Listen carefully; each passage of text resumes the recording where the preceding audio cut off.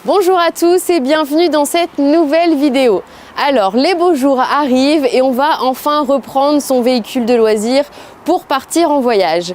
Pour ça, on vous a concocté une petite checklist de départ sur toute la partie administrative, sur votre itinéraire et sur votre véhicule. Donc, on rejoint Thibaut à l'intérieur. C'est parti!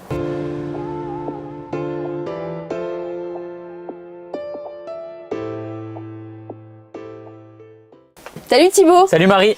Alors Thibaut, on va bientôt partir en voyage. Qu'est-ce qu'il faut pour cette checklist de départ? Alors déjà, ce qu'il faut prendre, ça va être tout ce qui concerne les notices d'utilisation de son véhicule. Ça, on le dit souvent, mais on a des clients qui ont tendance à l'oublier. Que ce soit la notice du frigo, la notice du porteur, la notice de la cellule, de tout le bloc gazinière par exemple. Ça va être très important de les avoir parce que quand on a un pépin dans son véhicule, en règle générale, on a l'info qui va se trouver dans la notice.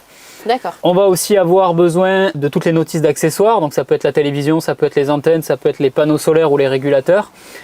Prévoir aussi tout ce qui concerne l'assistance, donc il faut y penser. Ça va être des numéros de téléphone. Il faut savoir qu'il y a une assistance qui est toujours spéciale au porteur et à la cellule. Donc c'est des numéros qui sont dédiés pour avoir une assistance en temps réel. Quelque chose, voilà, alors, ça va de soi, mais parfois les clients oublient aussi, mais tout ce qui concerne les papiers, l'administratif, la carte grise du véhicule, le certificat d'assurance, et après ses propres papiers.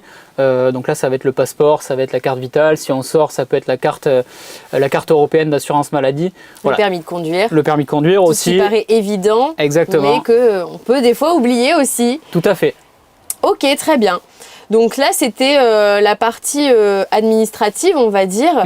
Maintenant, je voudrais partir et prévoir un peu mon itinéraire, parce que c'est nécessaire de le prévoir quand on est en véhicule de loisir. Donc, qu'est-ce que tu peux nous proposer comme solution? Alors là, encore une fois, c'est bien de se rendre en magasin, d'aller voir un conseiller Edilcar Accessoires qui va vraiment pouvoir vous aider à planifier votre voyage. Lui, il a plein de solutions qui s'offrent à lui.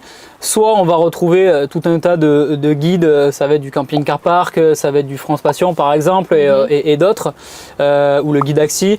Voilà, tout ça, ça va permettre de planifier son voyage. Chaque guide va avoir un petit peu sa spécificité. Il y en a où ça va plus être des aires traditionnelles de stationnement. Et il y en a d'autres où on va avoir un petit peu du camping à la ferme ou plus en direct chez l'habitant. On va aussi retrouver avec le smartphone tout un tas d'applications. Elles peuvent être payantes ou gratuites. Ça va vous permettre aussi de prévoir en avance le voyage avec un visuel sur les différentes aires de stationnement dans lesquelles on peut aller.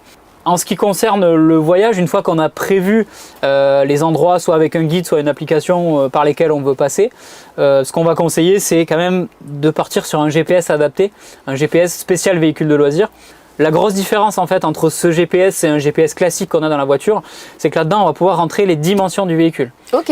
Et ça, mine de rien, ça peut éviter de passer sous un pont de 2,50 m quand on a un véhicule qui fait 3 mètres. C'est toujours embêtant. Donc voilà, ce GPS-là est vraiment fait pour le véhicule de loisir. Ok, donc là, on a vraiment vu tous les éléments pour partir et bien prévoir son itinéraire. Mais est-ce que tu pourrais me parler un peu des points de contrôle avant justement le grand départ? Donc là, ça va être un petit peu du bon sens. Il va falloir contrôler le gaz dans un premier temps. Alors en règle générale, en fonction de l'installation, mais en règle générale, on essaie de rouler avec une bouteille de gaz qui est fermée, même si on a une protection équipée sur le véhicule. Ensuite, on va regarder tout ce qui est sur le toit et qui peut être en mouvement. On pense à l'antenne, souvent on voit beaucoup de camping-caristes rouler des fois avec l'antenne dépliée. Bon, mais là, ça l'abîme énormément. On pense à fermer tous les ouvrants, que ce soit les lanterneaux comme les baies, les placards aussi, il ne faut pas oublier, le frigo, il faut penser à le fermer également, parce que ça arrive qu'il s'ouvre au premier virage. Voilà. Ensuite, on contrôle aussi le marchepied. Ça peut arriver de voir des camping-caristes rouler avec le marchepied ouvert, c'est toujours un petit peu dangereux pour les piétons. Voilà, ça fait partie de la liste vraiment à checker et une fois qu'on a contrôlé tout ça, on peut partir serein sur la route. Donc voilà, vous avez vraiment tous les éléments de la checklist de départ pour partir en voyage. Donc si vous avez aimé notre vidéo, n'hésitez pas à liker, à commenter et à bientôt dans une nouvelle vidéo.